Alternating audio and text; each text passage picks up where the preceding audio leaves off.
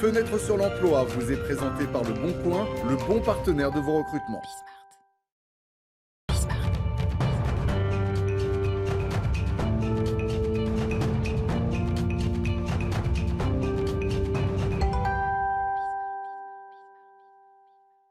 Amélie Favre-Guittet, comment allez-vous? En pleine forme comme toujours. Vous avez toujours le sourire, comment vous faites? C'est quoi votre secret?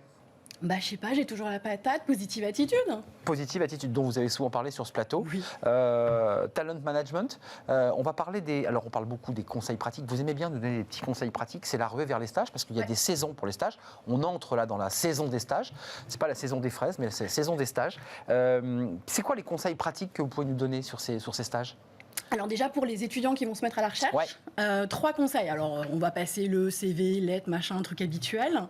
L'idée déjà c'est de cibler les candidatures. Apprendre à savoir à qui on écrit, parce que écrire à Madame Monsieur alors que l'adresse email c'est Amélie quelque chose. Ça vous agace un peu? Ça m'énerve. Ça veut dire que c'est fait pour tout le monde, quoi. Bah, ça veut dire que c'est un spam. J'ai juste eu droit à un copier-coller comme tout le monde, donc moi ça part direct à la poubelle. Donc, excusez-moi, commençons par le début. Est-ce que chère Amélie est quelque chose de trop élevé, je dirais Pompeux, quoi. C'est pompeux.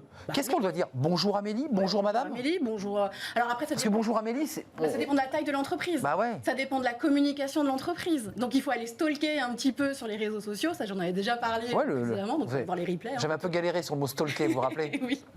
Donc il faut aller stalker l'interlocuteur, savoir si le RH, le manager a l'habitude de tutoyer ou d'ouvoyer. C'est ça. Un peu à la cool. Les codes. Les codes de l'entreprise.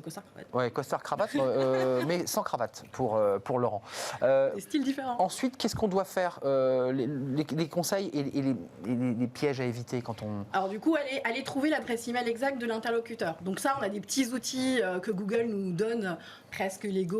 Donc on a du hunter.io, du scrap.io qui nous permet d'aller chercher sur le web les adresses email des interlocuteurs en direct. Tiens. Les commerciaux les connaissent, du coup maintenant les candidats les connaissent aussi. Attendez, parce que c'est presque légal sans être légal. Concrètement, ça marche comment? Ça vous fait bien marrer ça? Oui, moi j'adore. On vous écoute là sur le plateau. Je découvre. En fait, vous allez par exemple je vais prendre hunter.io qui est une plateforme, un site web. On entre le nom de domaine de l'entreprise, je vais taper Bismart par exemple, puis je rentre le prénom et le nom, je sais pas moi, d'un animateur ou de n'importe qui qui travaille chez Bismart. Et la machine va chercher et va me sortir la liste de toutes les adresses email des gens qui travaillent chez Bismart. Vous avez l'air de connaître? Non? On essaye de se tenir à la page. Donc vous avez l'air de connaître, Franck Drouet, cette méthode. Laurent, en revanche, vous ne connaissiez pas, moi non plus.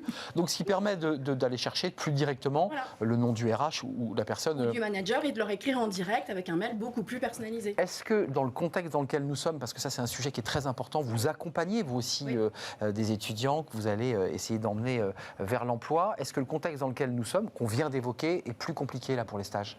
Il a toujours été compliqué, mais là il l'est encore plus parce que forcément ils sont nombreux à chercher des stages de 2 mois, 3 mois, 4 mois, 6 mois. Alors après, les écoles vont être souples comme elles l'étaient l'année dernière, c'est-à-dire que des stages de 6 mois vont se transformer en des stages d'1 mois, voire 2 mois, parce qu'on sait que dans ces cas-là, c'est des stages qui sont gratuits, donc les entreprises vont être beaucoup plus amènes d'accepter des stagiaires gratuits. Il y a eu tout un débat à l'Assemblée nationale sur les stages, il y a eu des manifestations, ceux qui portaient le masque, parce qu'on utilisait les stagiaires parfois à des postes de salariés, et qu'évidemment, on n'est que stagiaire. C'est compliqué ce statut de stagiaire, parce qu'à la fois, il faut apprendre le métier, sans en même temps prendre la place d'un salarié. Comment... C'est compliqué, mais c'est un tremplin pour le stagiaire et c'est une occasion pour l'entreprise de peut-être tester le candidat, de voir s'il n'a pas envie de continuer derrière sur l'alternance, voire sur une première embauche. Donc ça permet aussi de préparer le terrain sans que ça coûte trop cher. Aujourd'hui, on ne peut pas demander aux entreprises de mettre des milliers d'euros sur la table pour recruter quelqu'un. C'est devenu, en fait, pour le dire à des chefs d'entreprise, à ceux qui gèrent, je pense qu'à Laurent Poirot, c'est devenu un peu incontournable le stage, quoi. C'est un peu un galop d'essai. Exactement. Là, vous savez à peu près où vous êtes, quoi. 3-4 mois, vous voyez si la personne est à même, quoi. Voilà. Ouais. Ça permet de tester une personne. C'est la pré-embauche, quoi. C'est la pré-embauche, exactement. Ouais. Ça permet de le mettre en situation, de voir si la personne va déjà se plaire dans son travail, s'adapter à son environnement de travail et de détecter si le profil est bon ou pas pour la suite. Donc c'est une très bonne formule. Pour l'employeur, c'est utile, parce qu'en plus, c'est une souplesse aussi pour se séparer d'un collaborateur, qui est un vrai sujet qui est posé par les entreprises. Et se plaire dans l'entreprise, c'est essentiel, parce qu'aujourd'hui, beaucoup d'étudiants démarrent des formations et ils se rendent compte sur le tard qu'en fait, c'est un métier qui leur convient pas et le stage est idéal pour ça. C'est ça, c'est la meilleure période pour le stagiaire de vérifier si, par exemple, notre secteur de la restauration va lui plaire. S'il est en phase avec son choix, quoi. Exactement. Pour nous, c'est aussi un moyen de trouver des profils, d'accord, par rapport à ça. Et puis, je trouve que c'est un moyen qui offre une chance qui peut être très pertinente pour accompagner les jeunes dans leur premier pas sur le marché du travail. C'est donnant-donnant. Amélie, il y a les cas d'école de commerce où là, le stage est obligatoire, c'est-à-dire que c'est des stages dont il faut trouver une entreprise, mais il est obligatoire et il est diplômant, il est intégré. Et puis il y a celui qui sort de formation et qui fait un stage. Là, vous les encouragez à faire ce stage quand on a sa formation et on se dit, après tout, tiens, je me fais 6 mois de stage, même dans un secteur qui n'est pas forcément le sien au départ. J'incite tout le monde à faire des stages et notamment aussi les étudiants qui sont en faculté, qui n'ont pas d'obligation de faire des stages, mais je les incite à en faire parce qu'ils vont aussi acquérir de l'expérience, développer des qualités, développer des nouvelles compétences. C'est essentiel pour la suite de leur carrière. Merci à vous, merci Amélie Favre-Guittet, merci à vous Laurent Poirot et Franck Touré de m'avoir accompagné jusqu'au bout. C'est toujours intéressant l'interaction qui se passe dans cette rubrique parce que ça vous concerne très directement. Merci à Fanny Griesmer, merci à Kenny Dellenbach à la réalisation, merci à Héloïse pour le son et à toutes les équipes évidemment qui m'accompagnent pour faire cette émission quotidienne. C'était un plaisir. On se retrouve demain, j'en suis sûr, je serai là en direct. D'ici là, portez-vous bien et puis en attendant que les restos réouvrent évidemment. Bye bye.